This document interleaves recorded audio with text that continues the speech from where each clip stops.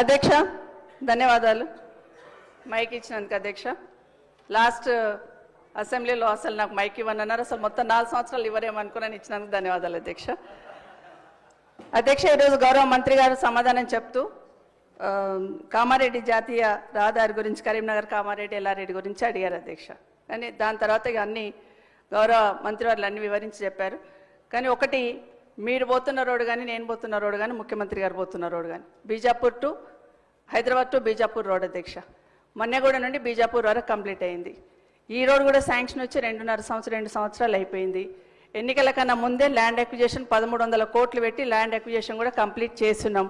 గౌరవ మంత్రి గారు ఇప్పుడు వచ్చినాక ఏదో ల్యాండ్ అక్విజిషన్ చేసినామని చెప్తున్నారు. అది కరెక్ట్ కాదనేది మీ ద్వారా గౌరవ మంత్రి గారికి చెప్తున్నాను. వాళ్ళ అధికారులు తప్పుడు సంకేతాలు ఇచ్చి తప్పుడు సమాచారం ఇచ్చి ఉంటారు అధ్యక్ష. 1300 కోట్లు పెట్టి అప్పుడే ల్యాండ్ అక్విజిషన్ చేస్తున్నాం. కానీ ఎందుకు ఆగింది అనేది, అక్కడ ఎంతమంది ప్రాణాలు పోతున్నాయని మనందరికీ తెలుసు అధ్యక్ష. 2 రోజులకు ఒక యాక్సిడెంట్ అవుతుంది, ఎంతమంది ప్రాణాలు పోతున్నాయి. ఎన్జిటీలో కేసు వేసిండ్రు అధ్యక్ష. ఎన్జిటీలో కేసు వేసినప్పుడు అధికారులు కరెక్ట్ అని ఇన్ఫర్మేషన్ ఇచ్చి దాన్ని స్టే వెకేట్ చేయించాలి అధ్యక్ష.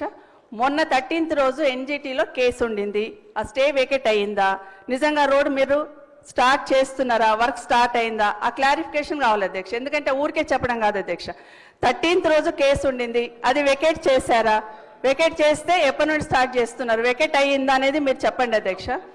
ఎందుకంటే అది కరెక్ట్గా స్టార్ట్ కాలేదు అధ్యక్ష. నేను మొన్న యాక్సిడెంట్ అయినప్పుడు గౌరవ కలెక్టర్ గారితో మాట్లాడి కనీసం సైడ్ బాంబ్స్ అన్న క్లియర్ చేయండి, గడ్డితోని యాక్సిడెంట్ అవుతుంది అది తీయండి అంటే అది మాత్రమే క్లియర్ చేస్తున్నారు తప్పిస్తే రోడ్ స్టార్ట్ అయింది కాదు అధ్యక్ష. అది స్టార్ట్ కానే కాదు.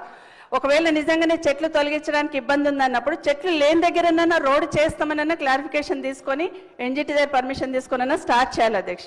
మీకు తెలుసు అధ్యక్ష ఎన్ని యాక్సిడెంట్లు అవుతున్నాయి. దయచేసి ఆ రోడ్ మీద క్లారిఫికేషన్ అని గౌరవ మంత్రి గారిని కోరుతా ఉన్నాను అధ్యక్ష.